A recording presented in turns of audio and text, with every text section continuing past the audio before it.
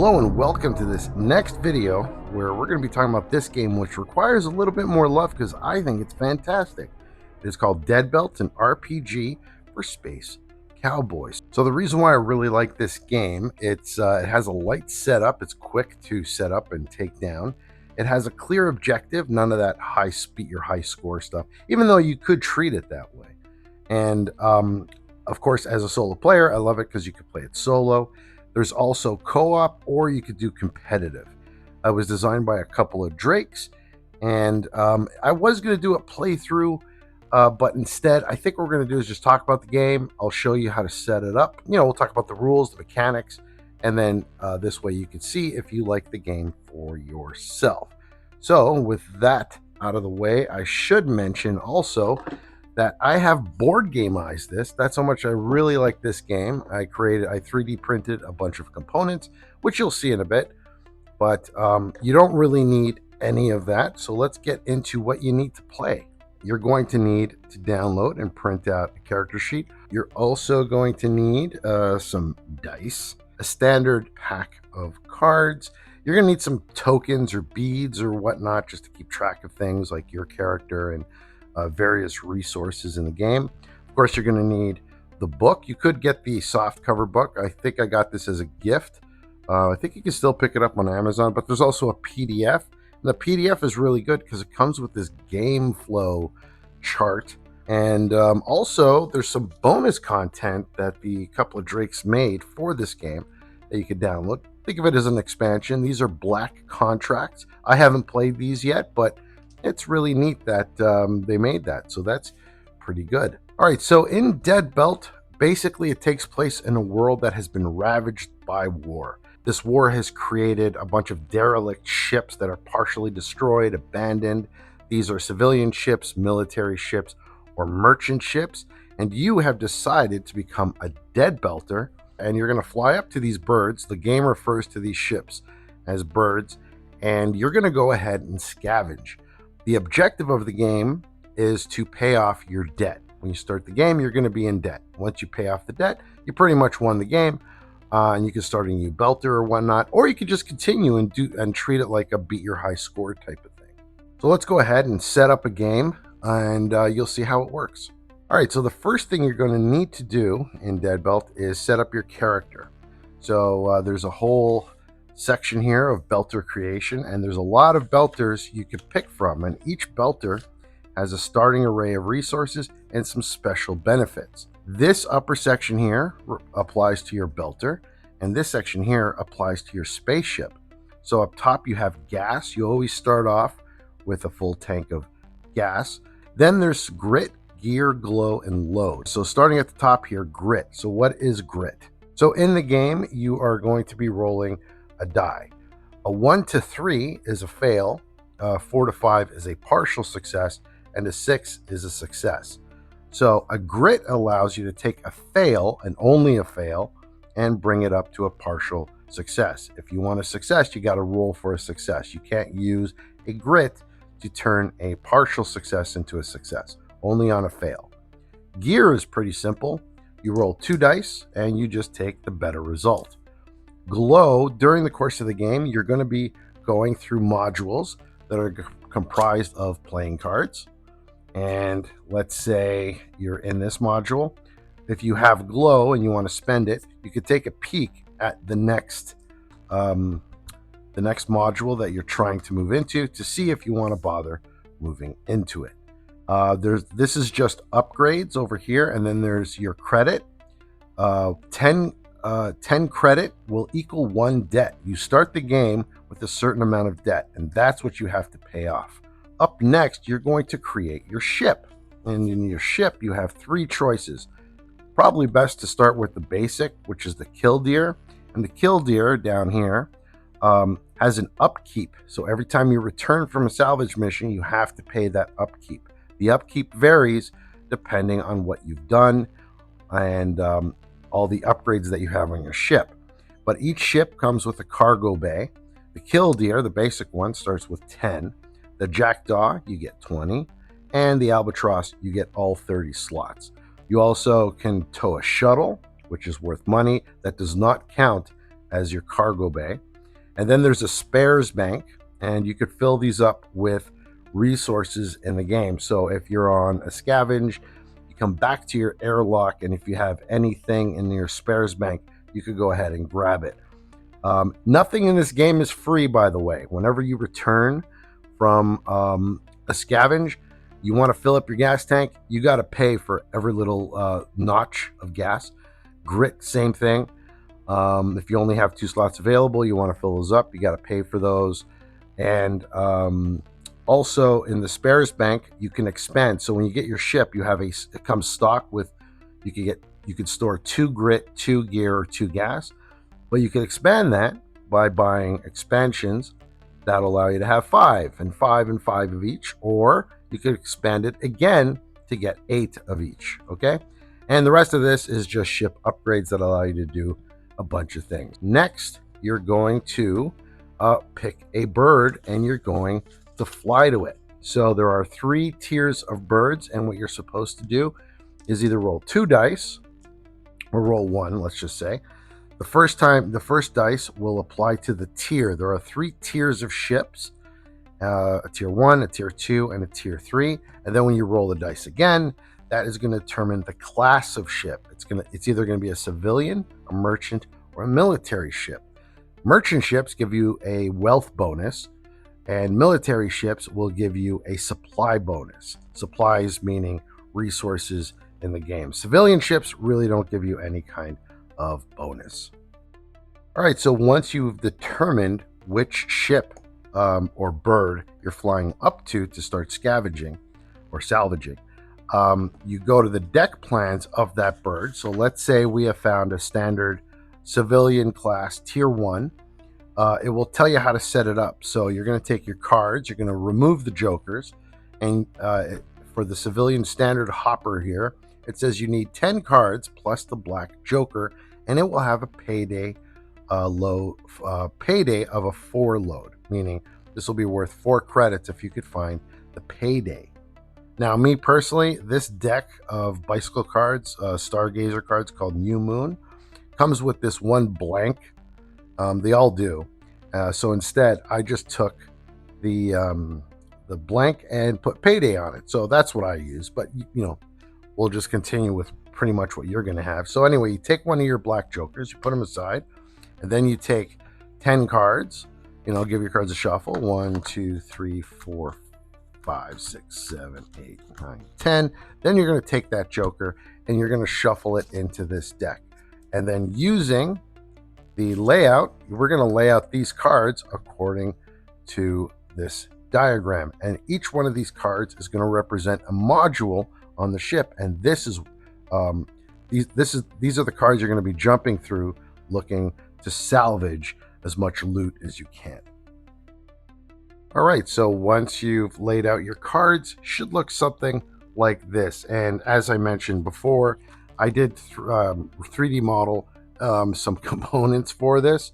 For example, here is a belter with a backpack that can carry load, and he has slots on his back. And I created also these, I 3D printed these black tokens representing pretty much filled up space, because when you first start off, there's only a certain amount of load slots that you can carry on your person, on your backpack.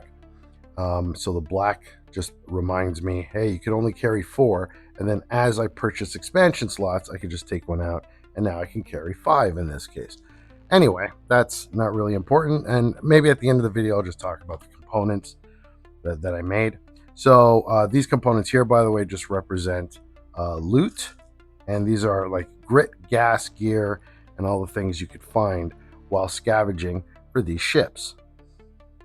So when you're ready to scavenge, most likely you won't have this, but the other joker represents your airlock or your spaceship.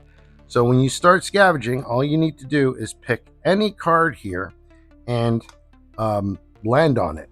Now remember, these ships are crumbling, they're falling apart, they're partially destroyed. So whatever module, these are modules, so whatever module you land on, that module is going to be destroyed. All right. So if it's the payday, oh well. So anyway, you pick your module, let's say we pick this, and this is where you put your token. And let me set this back to 1. I put a little dial at the bottom of the base that represents your gas level. So whenever you start off a brand new belter, you always start off with a full tank of gas, which is 1. All right, and we'll talk about that mechanic. So now that you're ready to start, let's talk about what the cards do. So like I said, these are modules, and of course a deck of cards comes with hearts, clubs, spades, and diamonds. And if you go to the back of the book or the PDF, you can print it out, which I did separately. There are these oracles. There's an Oracle A, and there's an Oracle A and an Oracle B. All right, so you can pick which Oracle you want to use. And this, for example, diamonds are salvage, and whatever card you find, you might find grit, you might find gas. For salvage is all load. This is all moolah. Barriers are clubs, so these could be dead ends, cave-ins. It could even eject you out into space. Hearts are supply, so this is where you'll find grit, gas, gear, and all those good things. Then the worst is spades. This is all bad news. You don't want to find spades. All right. So what are the mechanics of the game? All right. So the main mechanic of the game is whenever you enter a module, you need to roll a die to check your gas. You always have to check your gas. So let me whip out my dice tower here. And so when you declare that you're moving in, before you move in, you have to check your gas level, like I said. So in this case, I rolled a 6, which is more than what is indicated on the either player sheet, but in my case, the base of this mini. And therefore, I could move and reveal whatever this card is, okay? Now, if I do roll, let's see if I roll a 1. Okay, I didn't. But let's pretend I rolled a 1. I'm at 1, and what happens is I'm still going to move into this module, but now my gas level increases to 2. So I go into this module, I reveal it. Ooh, it's a supply. Hopefully I can find gas to replace the 1 gas that I just lost.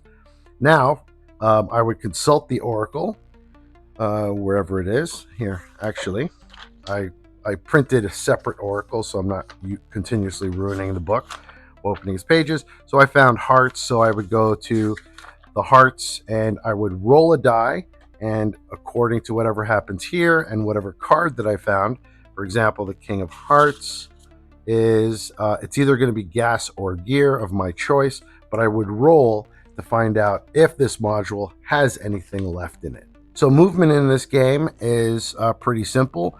You can, actually 1 is kind of complicated, not complicated, but it's different. So if you move adjacent, for example, from here to here is considered adjacent.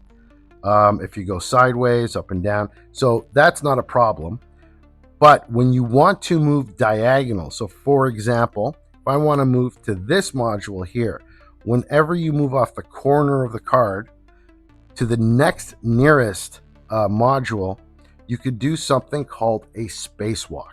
Or if there's a gap, so for example, let's say from here to here, any kind of gap or any diagonal movement, you have to perform something that is called a spacewalk. So how do you do a spacewalk? Well, you're going to need the unused portion of your deck. And what you're going to do is you're going to roll the dice. Now, depending on what the dice roll is, and by the way, at the back of the book, you will find something called shortcuts. And here you have all the little shortcuts, reminders of how to do things in the game. So right now we're talking about a spacewalk. So basically you roll a die, and whatever that result is, you're going to have to pull cards. Now, if you roll a success, you don't have to pull any cards, and you just move to your module, check your gas, always check your gas, and continue forth. But if you have a partial success or a fail, you're going to have to pull some cards. So what you're going to do is you're going to dedicate a little temporary discard pile, and let's say it's a partial success, which only requires 1 card. If it is a red card, which it's not in this case, let's pretend it's a red. So let's say it's a red card. You successfully move, but it took you more time than you needed.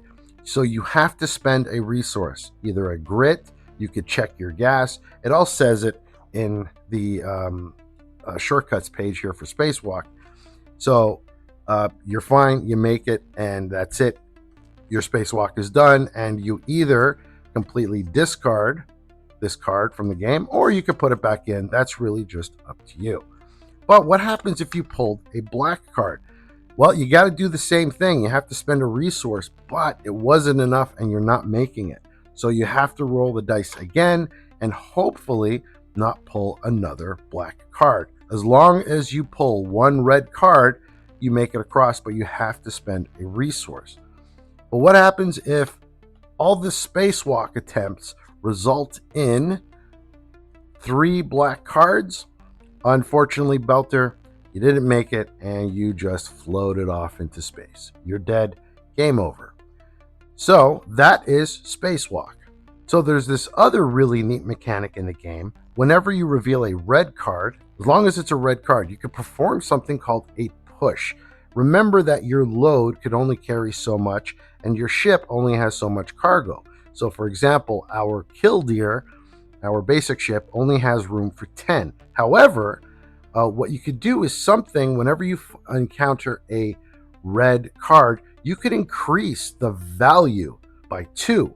And you do this, again, the same way we did with Spacewalk, by using the unused portion of the deck. And I'm going to go ahead and pull a card. So you're going to have to make a dedicated discard pile that lasts for this whole salvage when it comes to pushing. And the reason is, if you pull a red card, congratulations, now this is worth 2. In fact, I even 3D printed even 3D printed these little +2 to indicate that the load that I'm bringing back is actually worth 2 more. So even though my ship could only hold 10, I could theoretically bring back 16, 14 credits instead of just the 10 that I can carry. All right. Now, what happens if you pull, let me find a black card here. Now, what happens if you pull a black card? Well, that is unsuccessful. So you continue moving around your ship. Even if it's successful, you just leave this discard pile here. You do not take these cards back into the deck. So next time you go for a push, right, you're going to reveal a card. Now, the problem is, if you reveal a second black card in your discard pile, then basically you're going to roll a d6 and bad things are going to happen, and you could no longer push on this scavenge. All right, so that is push. So let's say you've moved around the ship and you're ready to stow away the loot that you found. Let's say we found some credits, let's say 5. Okay, in my backpack I have 5 loot, right, plus 2 because I pushed. Now this 5 loot is worth 7, but I only need to store 5, right? So my ship is has 10 slots. So in order for me to stow this away, what you can do, what you have to do, is you have to do something called an airlock move, where you roll a die, and whatever the result is, you're either going to successfully put away that loot to your cargo, or you gotta spend a resource. Something went wrong, it took you too long, whatever. I mean, there's 4 things to choose from. So what you're going to do is, if after you choose these 2 things that happen, you store your loot, and if you're not full, if your cargo hold is not full, you can move back into the ship. Now, when you move into a pre-existing or pre-revealed already card, you do not execute that again. It's just an open room. Okay, and you always have to check your gas. Then finally, there's the payday. So where is our payday? Let's say we moved around the ship. Where's our payday? There should be a payday here, and here it is, right here. So let's say we found our payday. Now, on this civilian ship, it's worth 4, right? And by the way, any kind of resource or loot or whatever you find that's excess that you can't carry, it just stays on the card. You could go back to it and pick it up if you have enough cargo slot on your ship. to bring it back, that's up to you. But so now you found the Payday. So on Payday, you need to roll a die. And on a 6, or actually, let me put it this way. There are 6 things here that are true, or sorry, are false. Based on your die roll, the Payday is either not going to exist, it's already been looted, or it's trashed, or you need to pick either 3 or 2 things that are true. Everything else will happen. So there are 6 things here. Essentially, you need to pick either 3 or 2 things, depending on your dice roll, that will not happen. But everything else you do not pick will happen. Things like Shipbreaker. So what is Shipbreaker? So here's our ship. And let's say during the course of the game, our ship breaks apart. If we go to, let me bring up our deck plan again. So we're on this civilian ship. And if you look at the layout, you'll notice these lines with these numbers. So all Shipbreaker means is you're going to roll the dice, and whatever that number is, in this case it's 2, you'll see 1 to 2 with this orange line with an arrow going up. And what that means is this entire part of the ship, again, remember, they're falling apart, breaks apart. So what you're going to have to do is you're going to have to move and spacewalk back to, if your airlock is on the opposite side. If it's on the same side, you're fine, right? So that's what Shipbreaker is. So it's a pretty interesting mechanic, and it's kind of fun when you're in this situation and the ship broke apart and your airlock is on the part that broke away. So anyway, that's a lot of fun. So anyway, also you can get threats. These are just some, again, I Boardgamized it. Threats could show up in the game. There's a whole threat section right here, and basically whatever threat shows up based on the dice roll, you just go to that threat and follow the instructions on what happens as this threat looms towards you. All right. Now, I think the rule is threats. For example, this would be a rival scavenger. And I also printed this on foil paper, which is kind of cool. Anyway, I believe threats cannot airwalk. You're probably going to have to consult the book on that one, but I think that's the rule. Threats cannot do is not airwalk. I keep calling it an airwalk. Spacewalk. All right, so anyway, once you pick your the 3 or 2 things that don't happen and the rest happen, now you can pick up that payload and try to bring it back to your ship. And at this point, I think it would be safe to leave, to make your way back and just get off this ship before this guy gets you or anything else bad happens. So what happens when you come back to your planet?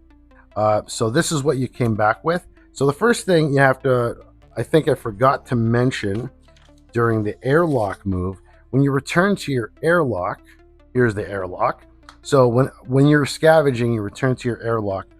To stow credits, you have to perform an airlock move. But if you're to stow away these in your spares bank, these resources down here, you do not have to do an airlock move. You just pretty much store them in whatever you own, either the stock or one of the expansions, and you move on.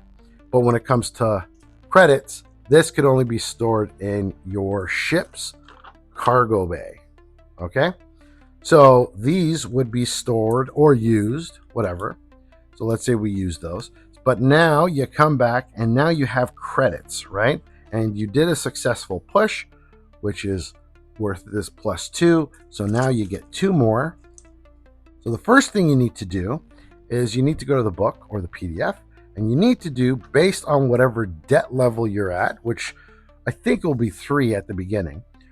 So you have 1 to 3, 4 to 6, and 7 to 8 debt. And what you're going to do is you're going to roll a die, and whatever that result is, you just consult here, and 3 things will happen. You'll either have an option, and this is optional, to extend your credit, which you will receive 9 credits, but you have to take on 1 extra debt. There's no change, nothing happens, or unfortunately, compounded interest, and you get 1 extra point of debt, making it harder to pay off your debt, which is the objective of the game. So once you do your bankroll, one thing to note is that all these things here, okay, during your scavenge and all that, whatever you have spent, in order to fill up your tank of gas, I think I mentioned this at the beginning of the video, and if you want to fill up your grit or expand your slots on load or grit, all these little circles here at the bottom, that's your carrying capacity of that resource.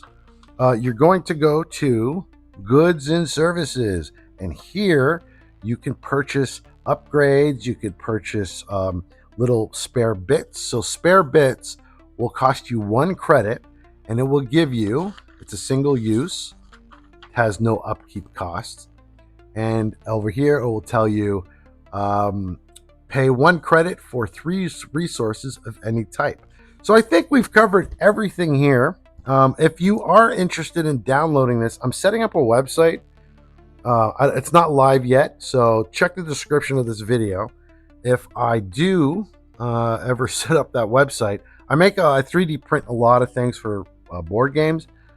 And if you're interested, check the link below. If there's no link there, it means I haven't set it up yet. But I'm going to be posting STLs where you can download if you have a 3D printer. And yeah, it just makes the game more fun, you know, a little bit. Like I said, I'm going to coin that term, Boardgamized. Any game that I download and play, if I like it, I Boardgamize it. So one little note about this game, just to let you know, it could become a table hog. I'm playing on a very small card table here that I refelted. But because this game, I mean, these ships can get really big, I also 3D printed these mini belters. Now, they don't have anything on their backpack. And the reason is because these ships can get pretty big and I don't have enough room on my table.